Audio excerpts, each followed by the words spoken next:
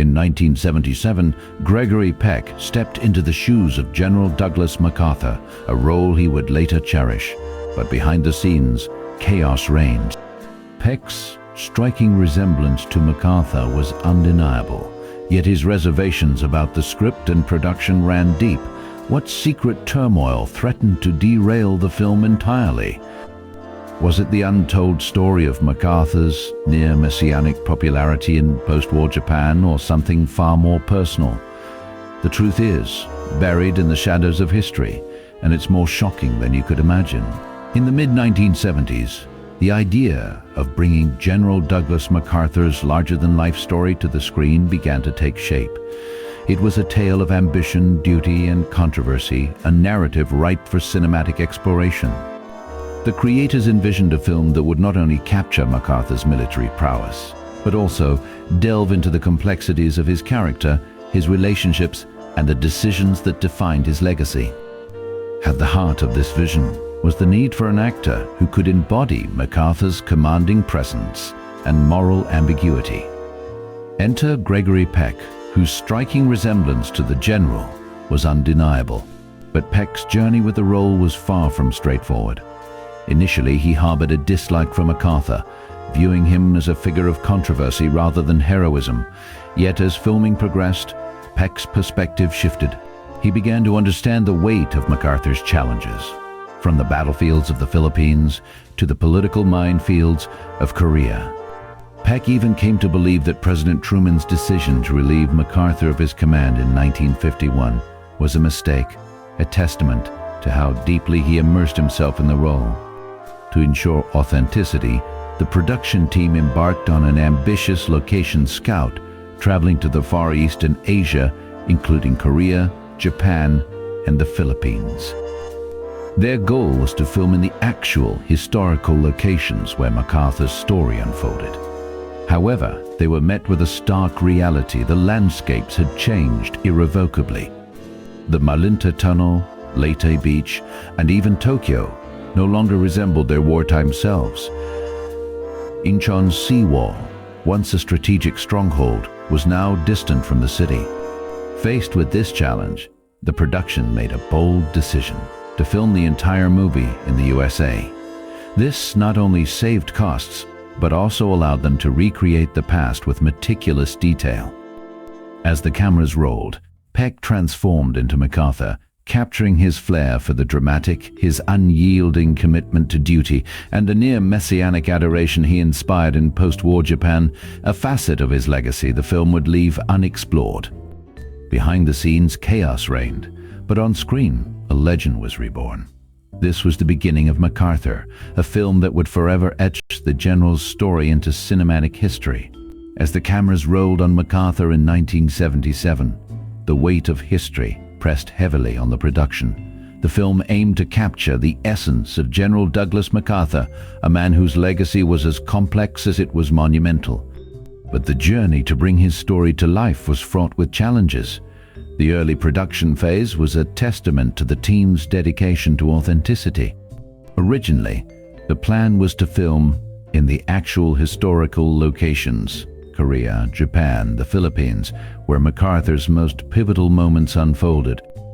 A year-long location scout spanning the Far East was undertaken, a monumental effort to ensure every detail was right. Yet what they found was disheartening. The Malinta Tunnel, Leyte Beach, Tokyo, and Incheon, none resembled their wartime selves. The passage of time had erased the landscapes of history, leaving the production with no choice but to pivot. In a bold decision, the entire film was relocated to the United States, a move that not only saved costs but also forced the crew to recreate the past from scratch. Gregory Peck, embodying MacArthur with uncanny resemblance, found himself immersed in the role even off-screen. During filming, Peck was house hunting and arrived at a viewing in full MacArthur regalia. His commanding presence so intimidated the realtor that he secured the property at a lower price, a testament to the power of his portrayal. Behind the scenes, the pressure to honor MacArthur's legacy was palpable. The Japanese had once called him the blue-eyed shogun, a nickname that spoke to his influence and mystique. The film had to live up to that grandeur to capture the man who had shaped history. As the production navigated these challenges, it became clear that recreating MacArthur's world was more than a logistical feat. It was a mission to preserve a legacy. And as the cameras rolled, the question lingered, could this film truly do justice to the man who had walked the tightrope between hero and controversy? As MacArthur reaches its thunderous heights, two scenes etch themselves into the soul of the film: the defiant "I shall return" speech and the solemn Japanese surrender. Picture Gregory Peck, his jaw set like carved granite, standing atop a windswept Philippine shore, waves crashing as he vows to reclaim the lost territory. The camera circles him, a lone figure against the vastness, his voice trembling with conviction. Though filmed on a cramped studio backlot, the sequence feels epic, a testament to Peck's gravitas and director Joseph Sargent's flair for drama. This moment wasn't just acting. It was a resurrection of MacArthur's unyielding pride, a line etched into history. Then the surrender, a hushed Tokyo Bay, the USS Missouri bathed in cold dawn light. Peck, now a conqueror cloaked in authority, signs the peace terms while Japanese envoys bow in silence. The film dubs him the blue-eyed shogun, a ruler of a vanquished land, his legacy hanging like incense in the air. Yet shadows loom.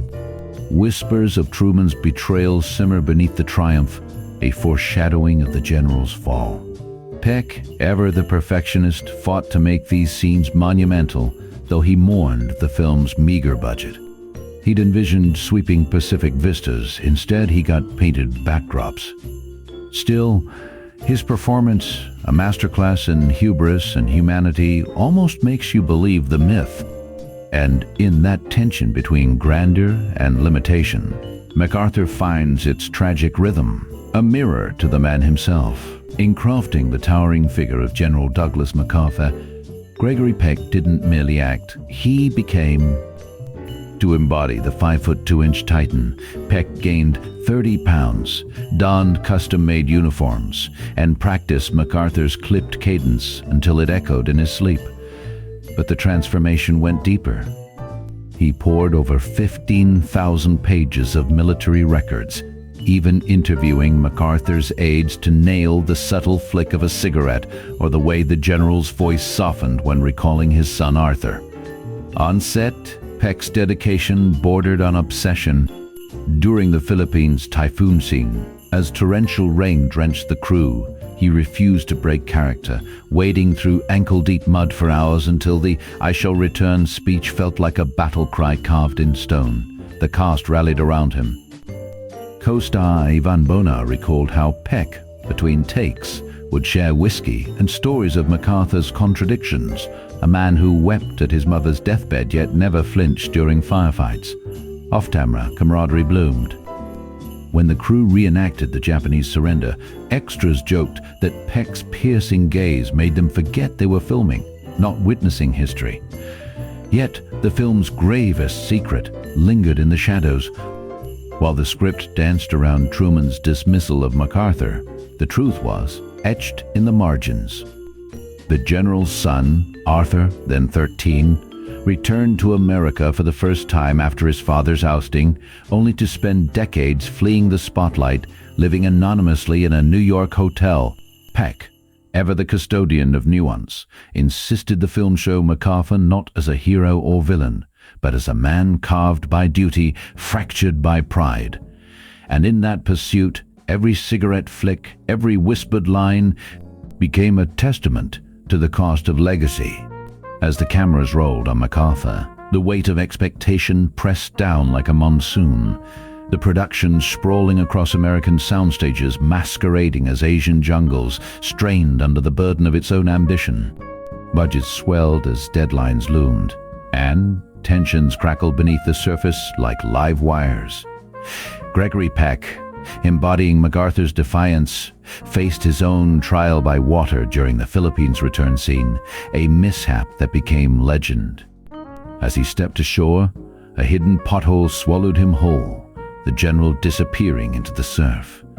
Producer Zanuck later laughed, recalling how Peck, drenched but unshaken, shrugged off the chaos with a grin. Yet behind the laughter, cracks spread. Creative clashes simmered over the film's scope, while whispers of rewrites and reshoots haunted the set. John Wayne's refusal of the lead role lingered as a ghostly omen, a reminder of the towering shadow MacArthur cast. Every frame of grandeur came at a cost, and the crew raced against time, unaware that the storm brewing off-screen would soon match the battles on-screen. As the cameras captured the iconic return of MacArthur to the Philippines, a moment etched in history, fate intervened in the most unexpected way. Gregory Peck, embodying the general with every fiber of his being, stepped out of the boat during the first take. But what happened next was not scripted. His foot found an unseen pothole, and in an instant, he vanished beneath the water's surface. The crew held their breath, the moments suspended between laughter and disaster. Producer Zanuck later recalled that no one found it funnier than Peck himself, but in that moment the fragility of the production was laid bare. This was not the only brush with chaos. The atomic explosion, a centerpiece of the film, relied on archival footage from the 1946 Baker test, a testament to the unpredictability of history itself. And yet, the greatest threat to the film's survival was not a mishap on set, but a tragedy that struck at its core. A catastrophic accident involving a key crew member halted production, plunging the entire endeavor into uncertainty. The details were shrouded in secrecy, but the impact was undeniable. The film teetered on the edge of collapse, its future hanging by a thread. It was a stark reminder that even the grandest of productions could be brought to its knees by a single, unforeseen event. MacArthur survived, but the scars of that day remained a silent testament to the resilience of those who brought this story to life. In the wake of the accident, the crew of MacArthur found themselves at a crossroads. With Gregory Peck's injury halting production, the weight of uncertainty loomed large. Yet the team rallied, driven by a shared vision to honor the legacy of General MacArthur. Scenes like the iconic return to the Philippines, filmed amidst adversity, became testaments to their resilience. Despite the setback, the cast and crew pressed on, their determination mirroring the indomitable spirit of the man they portrayed. The film's eventual release in 1977 marked not just the culmination of their efforts, but a tribute to perseverance. Though it received a modest 6.5/10 rating, MacArthur left an indelible mark, its behind-the-scenes saga as compelling as the story it told. Today, the film stands as a reminder of how art endures, even in the face of chaos. MacArthur's legacy endures, not just as a portrait of a complex general, but as a testament to cinematic resilience. Gregory Peck's commanding performance, coupled with Jerry Goldsmith's haunting score, his second Jew general biopic after Patton, elevated this troubled production to greatness.